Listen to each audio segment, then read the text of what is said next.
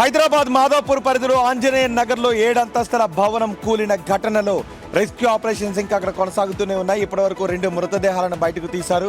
ఇంకా శిథిరాల కింద ఎవరైనా ఉన్నారా అని సిబ్బంది వెతుకుతున్నారు.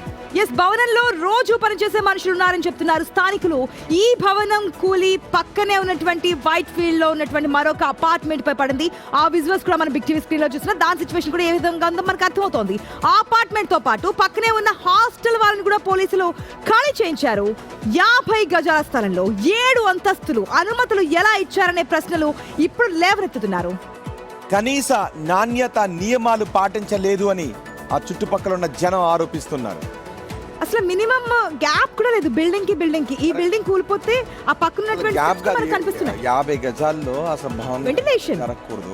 yes సుజాత, ఏంటి రెస్క్యూ ఆపరేషన్ ఎలా కొనసాగుతున్నాయి? ఎవరైనా ఉండే అవకాశం ఉందా? ఇంతకు ముందు ఏదో మెషినరీని కెమెరాస్ తో కూడిన మెషినరీ లోపలికి పంపిస్తున్నారు అని అన్నారు. ఏమైనా జాడ తెలిసింది? ఎవరైనా ఉన్నారా?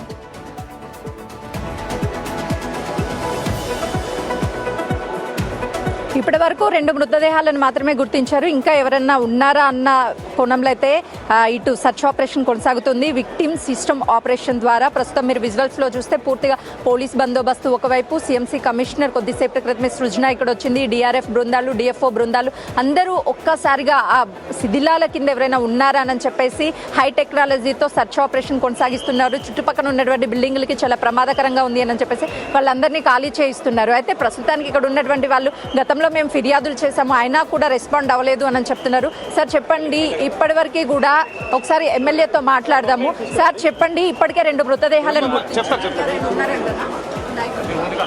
2 మృతదేహాలు లభించిన మాట వాస్తవం. సహాయ చర్యల్లో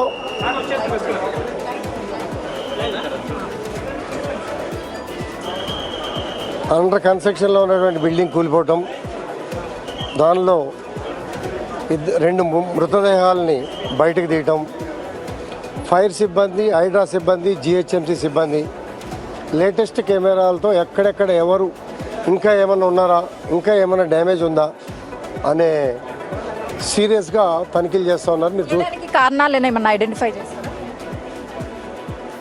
50 గజాల్లో కట్టడం ఒక పెద్ద తప్పు అయితే, క్యూరింగ్ లేకుండా టెక్నికల్లీ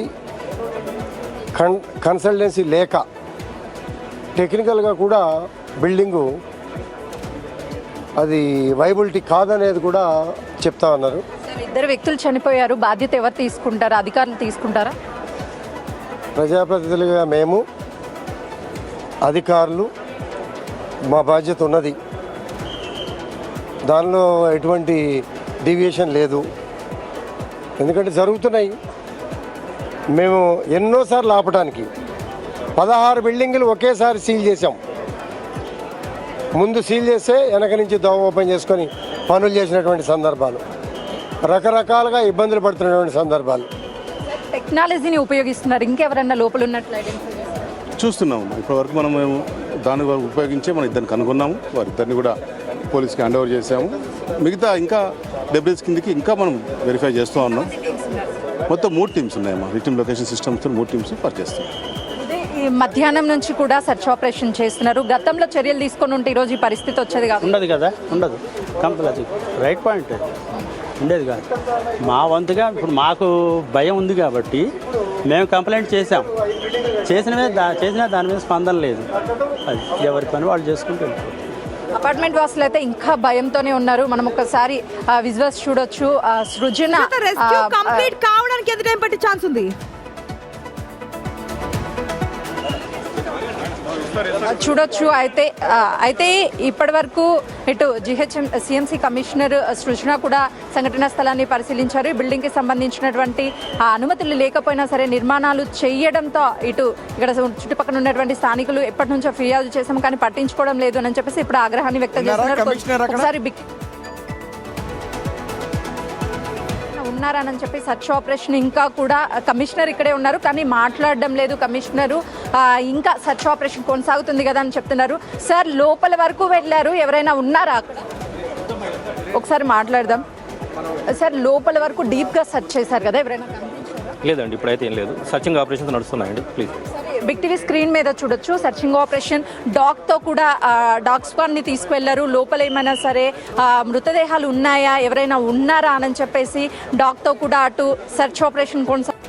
మరోవైపు వీళ్ళు హై టెక్నాలజీని ఉపయోగించి శిథిల వ్యవస్థ కింద ఉన్నటువంటి, అంటే దాదాపు 10 మీటర్ల లోపల లోతుగా ఉన్న ఎవరైనా ఉంటే ఐడెంటిఫై అయ్యింది అని చెప్పేసి ఆ సిస్టమ్ ని కూడా ఇక్కడ ఆపరేట్ చేస్తున్నారు. కానీ యజమానికి తెలుస్తుంది కదా ఆ సమయంలో ఎంతమంది అక్కడ వర్క్ చేస్తున్నారని, అందరూ ఎస్కేప్ అయ్యారా లేదా అన్నది కౌంట్ చేస్తే కూడా అర్థమైపోతుంది కదా. యజమాని ఎక్కడ ఉన్నాడు, అసలు వచ్చాడు అక్కడికి యజమాని ఏమన్నా?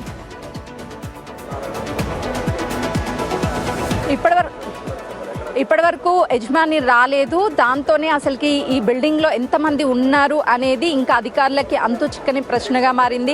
చుట్టుపక్కల ఉన్నటువంటి వాళ్ళందరినీ మేము ఖాళీ చేయించామని అధికారులు చెప్తున్నారు. కానీ శిథిల వ్యవస్థ కింద ఉన్నటువంటి వాళ్ళు ఎవరైనా ఉన్నారా లేదని చెప్పాల్సింది బిల్డింగ్ యజమాని. ఆ యజమాని లేకపోవడం వల్లనే ఇంత పెద్ద చిక్కుగా ఉంది. ఒకసారి మీరు అక్కడ కనిపిస్తున్నటువంటి ఎక్విప్మెంట్ చూడండి. ఆ సహాయంతో ఒక చిన్న కెమెరా ఉంటుంది. ఆ కెమెరా సహాయంతో లోపలికి పంపించి అక్కడ లోపల ఎవరైనా మనుషులు ఉన్నారా లేదని ఆ కెమెరా అనేది ఐడెంటిఫై చేస్తుందని అధికారులు చెప్తున్నారు. ఇద్దరి మృతదేహాలను కూడా అలానే ఐడెంటిఫై చేశారు. ఇక్కడ సిఎంసి కమిషనర్ కూడా అధికారులతో మాట్లాడుతుంది. ఇటు లోకల్ ఆఫీసర్స్తో కూడా అసలుకి బిల్డింగ్ కి సంబంధించినటువంటి ఎందుకు చర్యలు తీసుకోలేదు ఏంటి అని చెప్పేసి చాలా సేపటి నుంచి ఒక టెన్షన్ అయితే కనిపిస్తుంది. ఇక్కడంతా అధికారులు లోపల ఎవరైనా ఉన్నారా లేదా అని చెప్పేసి ఇంకా ఐడెంటిఫై చేయడానికి ఉన్నటువంటి అన్ని సిస్టమ్స్ ని ఉపయోగిస్తున్నారు. అసలుకి ఉన్నారా లేదనేది మరికొద్ది సేపట్లో క్లారిటీ వచ్చే అవకాశం ఉంటుంది. రోహిత్, ఇంకా రెస్క్యూ అయితే కంటిన్యూ అవుతోంది. మరి కొద్దిసేపట్లో రెస్క్యూ కంప్లీట్ అయిన తర్వాత కానీ శిథిలాల కింద ఎవరున్నారనేది క్లారిటీ వచ్చే ఛాన్స్ ఉంది. ఒకటి, సరైన అనుమతులు లేకపోవడం. 2, సరైన స్థలం 50 గజాల స్థలం, క్యూరింగ్ సరిగా లేకపోవడం, నాణ్యత ప్రమాణాలలో పాటించకపోవడం కూడా ఈ బిల్డింగ్ కూలిపోవడానికి కారణం. రేపు నిజంగా కట్టిన తర్వాతనైనా కూలిపోయి ఉంటే అప్పుడు ఎంత పెద్ద ప్రమాదం జరిగిండేది అని స్థానికులు కూడా క్లియర్ గా చెప్తున్నారు. రోహిత్, ఇక్కడ అక్కడ కంప్లైంట్ చేశాము, మా వంతు ప్రయత్నంగా మాకు భయం వేసి మేము కంప్లైంట్ చేసాం, పట్టించుకోలేదని. అంటే ఎంత లంచాలు తిన్నారు దీని వెనక. ఇంకొకటి కూడా ఆలోచించాల్సింది ఏంటంటే, లంచం ఇవ్వకుండా ఇలాంటి స్థలంలో అనుమతులు రావు. అనుమతులు రాకుండా అందులో కట్టలేడు. సో అధికారులు ఎవరో బయటకు తీయాలి. అందుకే బహుశా అధికారులు మాట్లాడలేదేమో.